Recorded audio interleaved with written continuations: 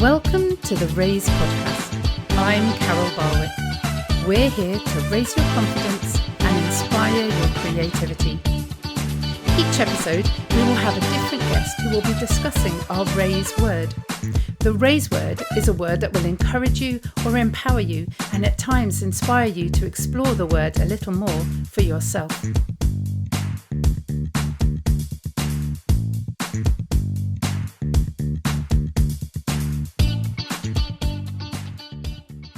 Hi everybody, welcome to the Raise podcast. I'm Carol Barwick. We've been looking at lots of different words recently. We've looked at the word connection and the word voice, and most recently the word consistency. And today we're going to be looking at the word clarity. And I'm very, very pleased to welcome Tom Elliott to the podcast this morning. Good morning, Tom. Hey, Carol, how are you doing? I'm all right, thank you. Apart from potentially forgetting the word of the podcast, I'm doing really well. Well, clarity, maybe we can help with that today, hey? Yeah, absolutely. Yeah, that would be really good. So what I loved about this, Tom, is first of all, one of the things that you do is comedy. And I love that actually, even though we've not done this episode yet, there's been lots of comedy moments, because the last time we were meant to do this podcast together on clarity, I had brain fog. And I was thinking, This is just typical. I don't know what's going to happen with this. And I knew I couldn't do it because clarity is really important, isn't it? What does clarity mean to you, Tom? Absolutely. Well, I think so.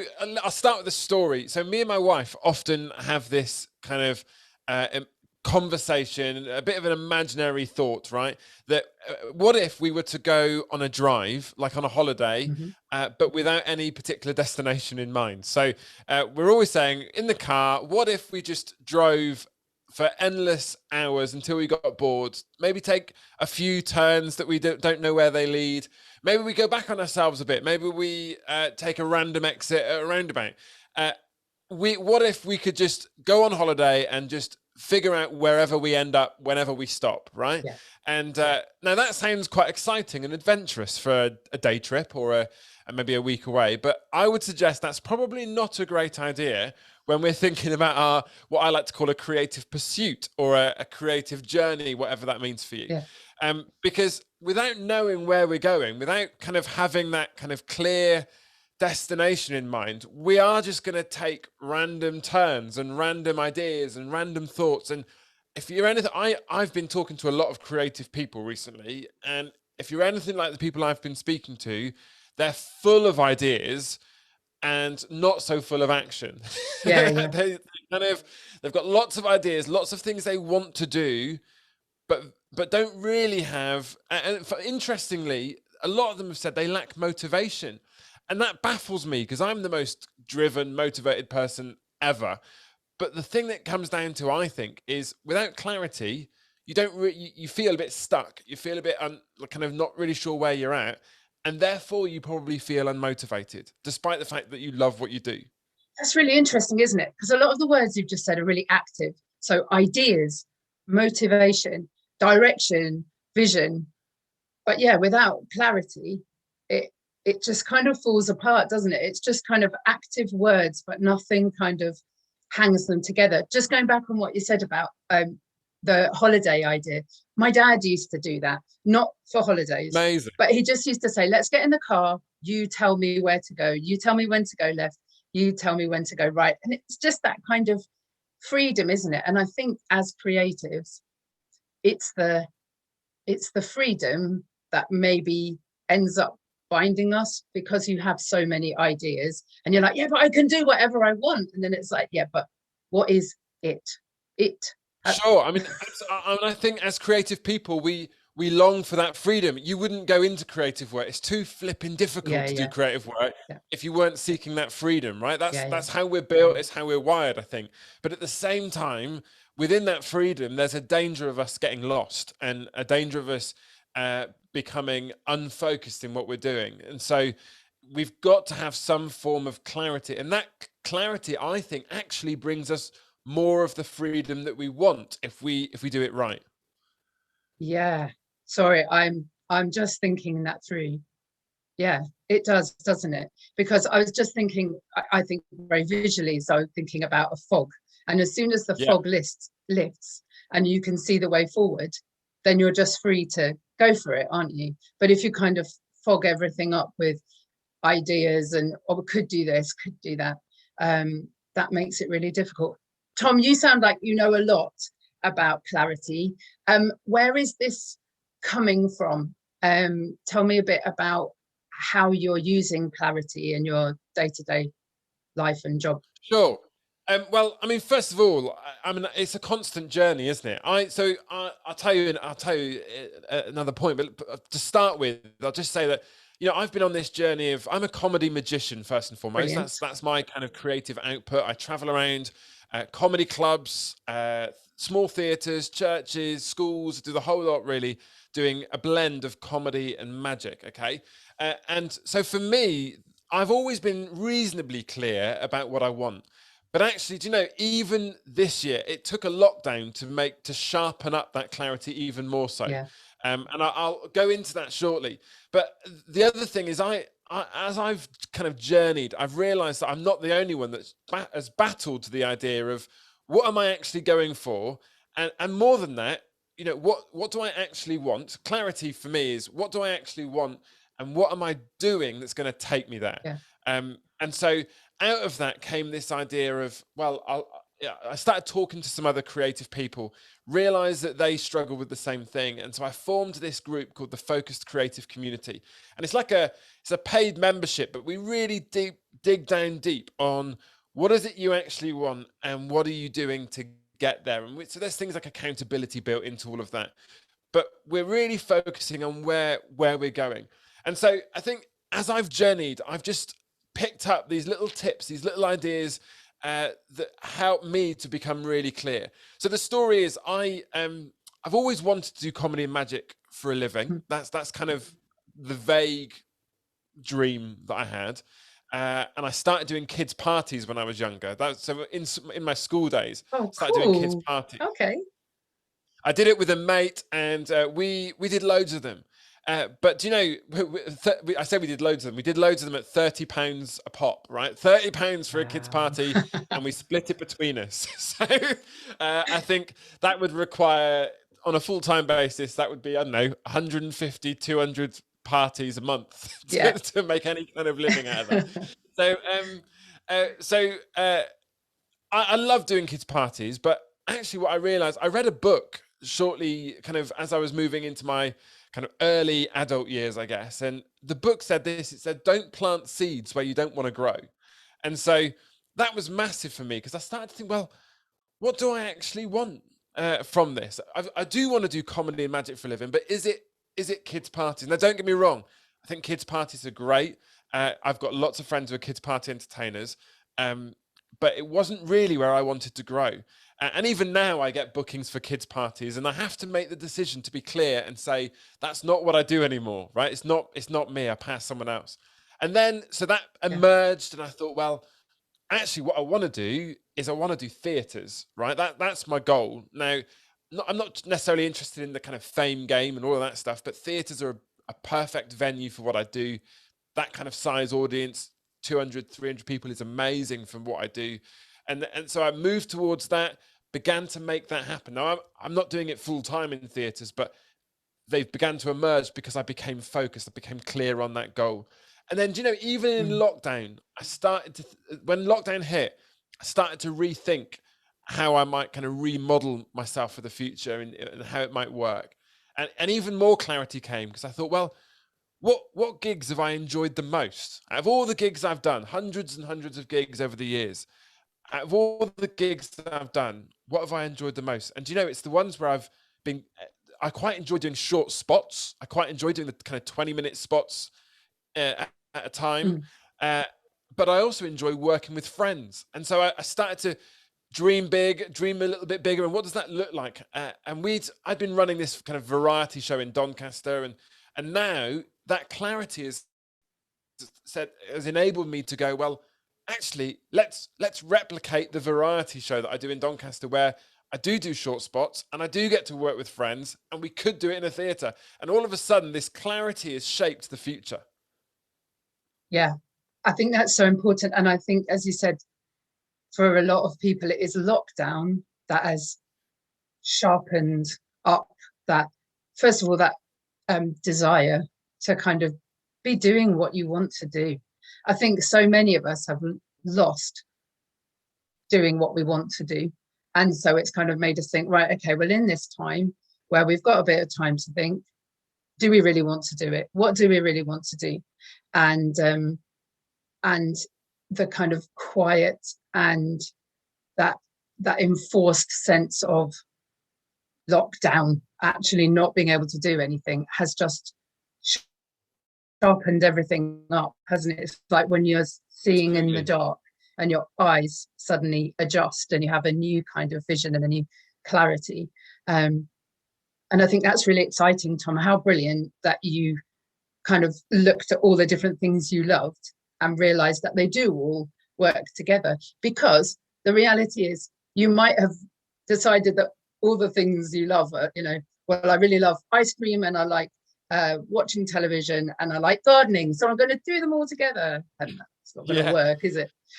But what you've realized is all the things that you love are going to dovetail together. And I think that's what I've found with podcasting, is it kind of just brings it all together. It sharpens everything up and it gives that clarity of, yeah, this is what we need to be doing. This is how we're serving our listeners, our guests, our raised friends. And it's exciting. It's really, really exciting.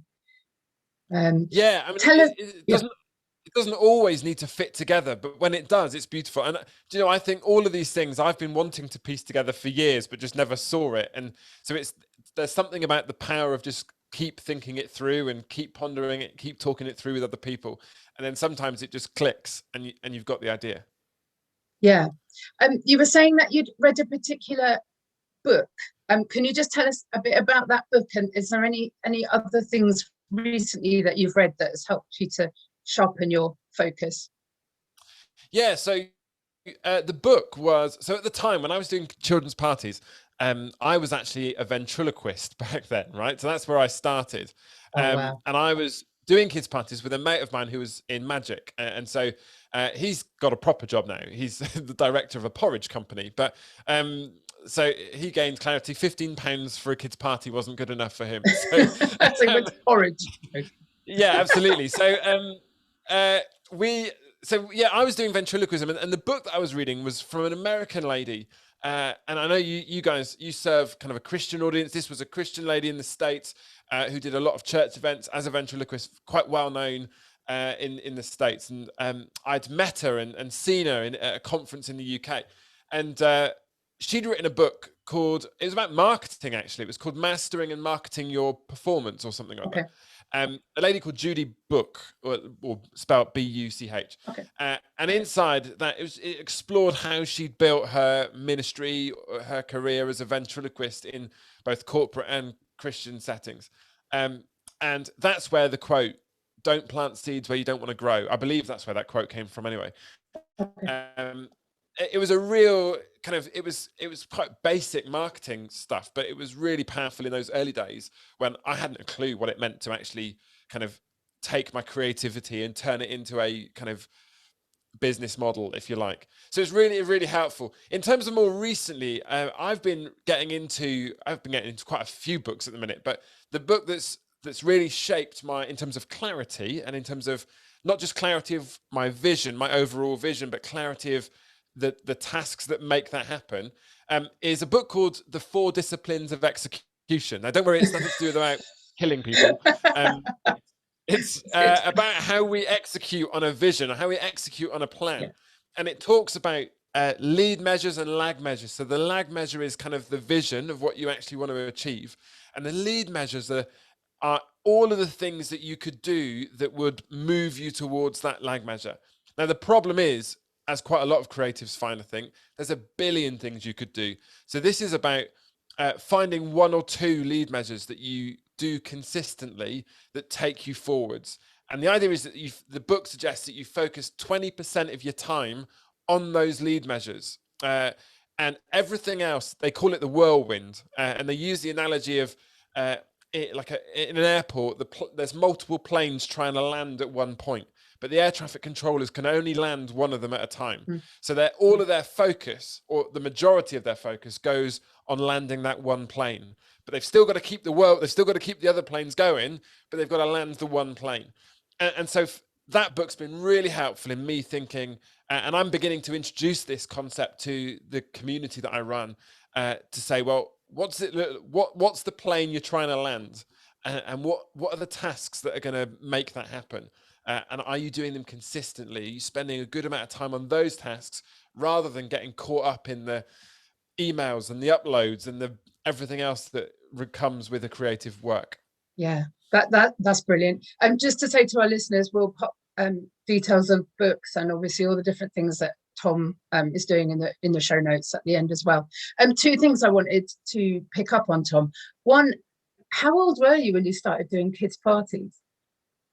Oh, I think I was about 14 or so. Do you know, just yesterday, actually, the friend that I was doing it with, who I'm not in regular contact with very often anymore, but he messaged me, and because someone locally was looking for a kids' party entertainer, and he suggested that perhaps we light our kids' party entertainment duo.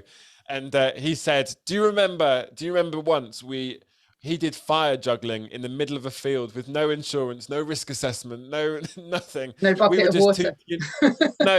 We were just two teenage lads who'd been given this opportunity to perform, and he thought, let's do fire juggling at this castle event with families coming around and everything else. And so we look back at those days, but yeah, we were 14, 15. We had no idea. We were just having fun, effectively. But at 14, that's some vision. There's not a lot of 14-year-olds that think we're going to go and do a kids' party business, and it doesn't really matter how much you got paid for it. It's clear that that entrepreneur inside you was coming out, whether people liked it or not, whether it was a fire hazard for your friend or not. It was coming out, and I think that is so exciting. And I know that we have a few younger listeners. I know that Seb, who actually does our little thought at the end of the day, he loves this podcast. So for our younger people listening, you're not too young to have an idea. You are too young to do fire juggling in a field where your parents don't know what you're doing. That is not okay. But you're not too young to have an idea. And if you do, go to your mum or dad or teacher and say, I've got this idea. What could I do with it? Like Tom. The other thing that strikes me, Tom, is ventriloquism in a podcast would be amazing. I think you do so well. I don't know how would it. You just speak and you just say, well, I've got a puppet here and it's saying this, and I just think it's genius. I think you'd make an absolute killing on that. But that's for another day, another idea. Absolutely. I haven't done it in years. Yeah. The other thing about the planes circling does remind me of the spinning plates that as parents, but really as human beings we do, and how many different plates we all have spinning, and yet there is always something that needs our first attention, doesn't it? Needs the priority, and how important it is to have clarity to know which one is going to be all right to drop and which one needs to have the food on it and be served to someone else, and which ones you can just kind of keep spinning absolutely in the background. And there's another book that just throw in there called Essentialism, by a guy called Greg McCowan, and again he just focuses in on what's on. He reckons you could ditch kind of 80% of your to-do list because it's a lot of the stuff we do is just non-essential. And don't get me wrong, I'm no expert in this. If you looked at my to-do list now, I'm sure there's a whole load of non-essential activity on there. Because as a creative, we are constantly fighting this battle of, I want to do what I like doing and love doing. I'd much rather spend the time playing with tricks than I would answering emails. But that's just the way we were. But he said we've got to do what's really essential, and so that's where that, alongside the kind of 4DX stuff, the 4 disciplines of execution, that's coming together. It's trying to focus on what's my core activity. Sure, I've got to respond to emails. Sure, I've got to keep some place. Everything's important, but what's the real driver that if I just focus 20% of my time on regularly, what's that? What is that task that's going to lead me to the result that I want? I don't know about you, but I'm learning so much about clarity from Tom. Please don't forget that as well as a Facebook group, I also do online singing lessons. You can find out more over on Facebook or Instagram, or you can go to www.raiseforall.com. Back to Tom.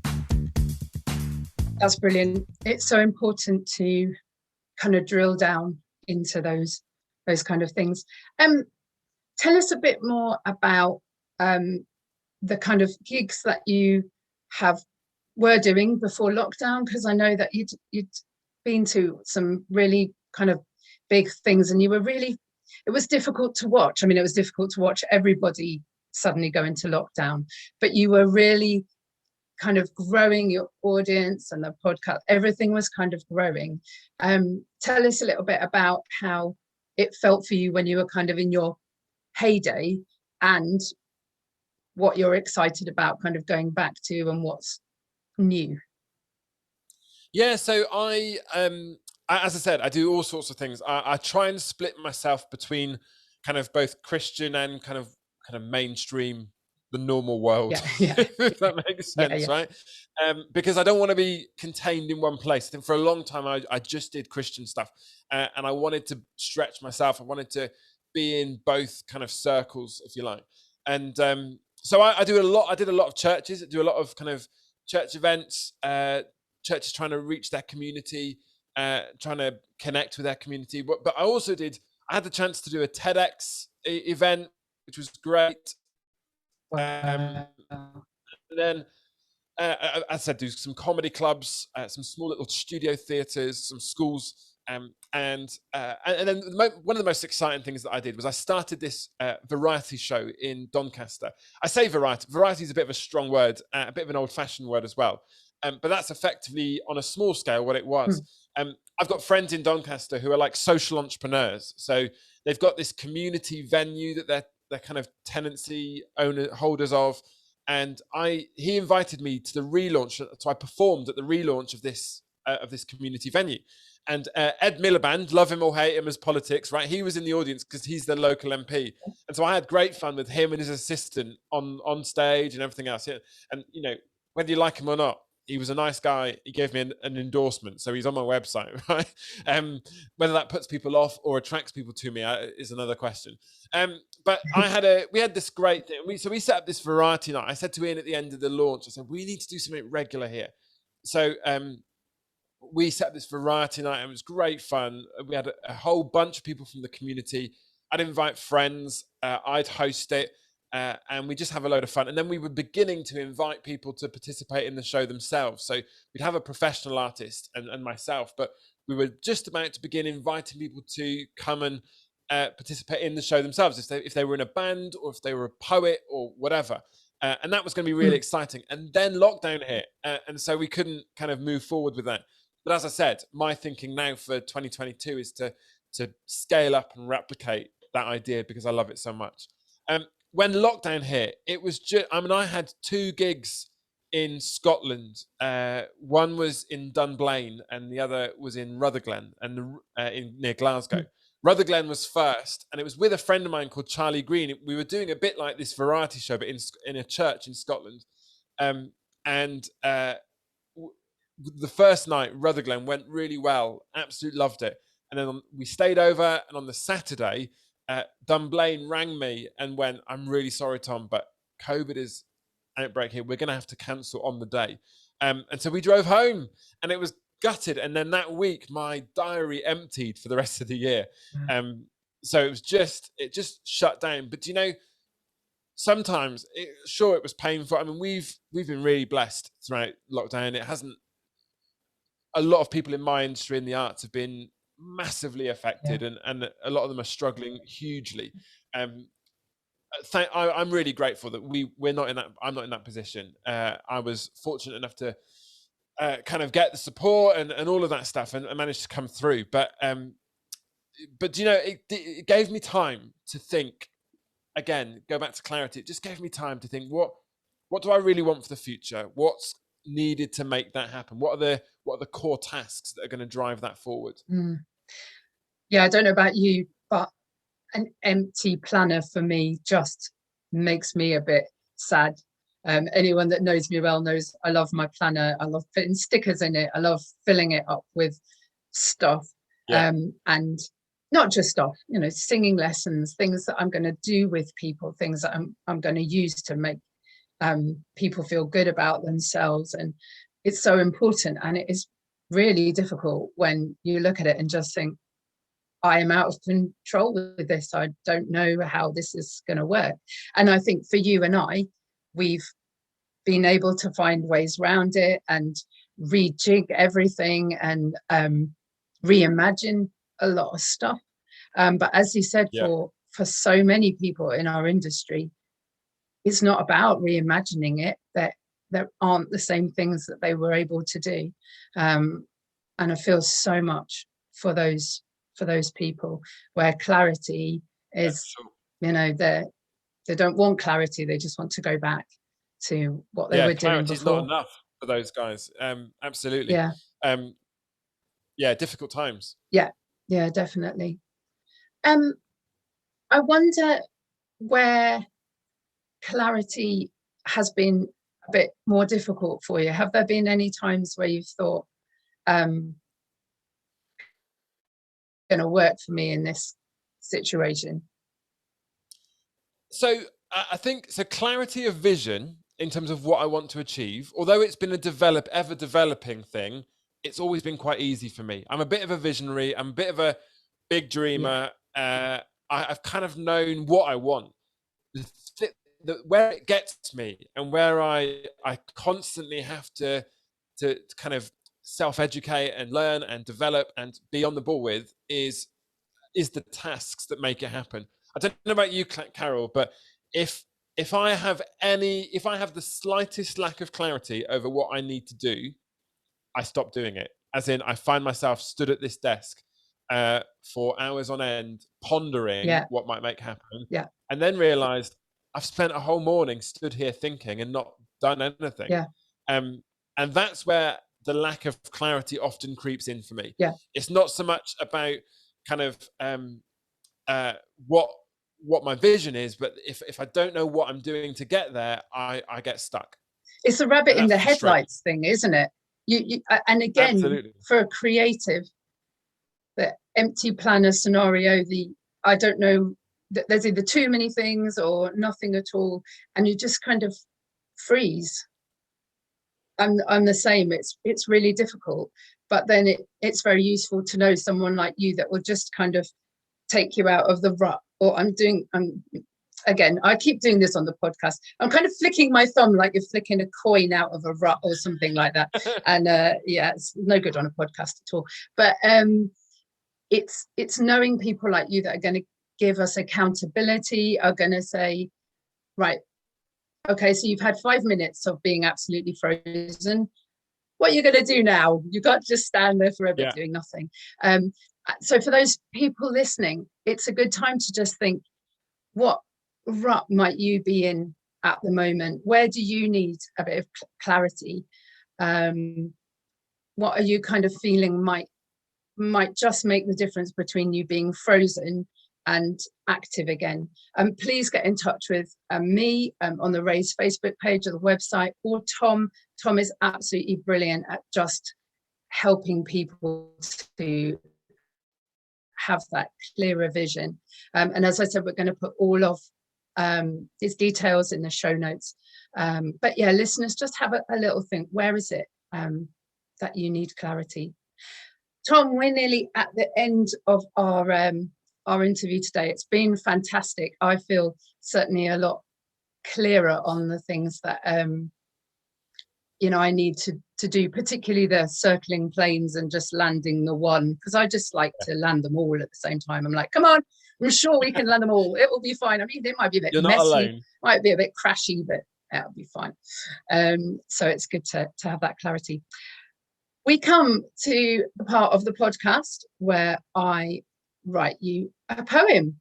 So I just need to get some of my thoughts in order. And clarity is quite a fun one to try and rhyme. But I'm going to give it a go. So Great. I'm looking forward to this. Okay, no pressure. And Zoom is ticking down as well, which is always extra fun. Okay. Clarity, disparity. Vision leads to precision. Just think. Have a drink, take a moment. Make a link. Here's an idea. Here's an idea. They go together. Maybe not forever, but this could be a way forward. These are going to work. Let's take a moment. It feels dark, scary, empty, but there's a light. There is a light. We'll move forward. There's direction. There's protection. It's okay. There's the way. There you go. Great. That was very impressive, Carol. You did it without even thinking. I was expecting you to make some notes to begin with or something. No, you went straight in. I love it. Well, Tom, it's been absolutely fantastic to have you here. I'm so glad that we've made this interview work. Listeners, please get in touch with Tom if you would like him to come and do something at your church or your school as lockdown allows. And also get in touch with him if you're wanting more clarity and you're a creative. He's a brilliant person to know. And we'll look forward to hearing from you again in the future, Tom. And thank you to our listeners. Thanks, Tom. Bye-bye. Thanks, Carol. A final thought from Seb. What do you get when you cross something amazing with a supermarket? In Sainsbury's! Thank you for listening to the Raise podcast. We hope you feel raised and inspired by this episode. Whilst we're not offering face-to-face classes currently, we are doing online singing lessons where you can have your voice raised as well as your confidence. If you would like to find out more, please visit our website at www.raiseforall.com or find us on social media on either our Facebook or Instagram page. Take care.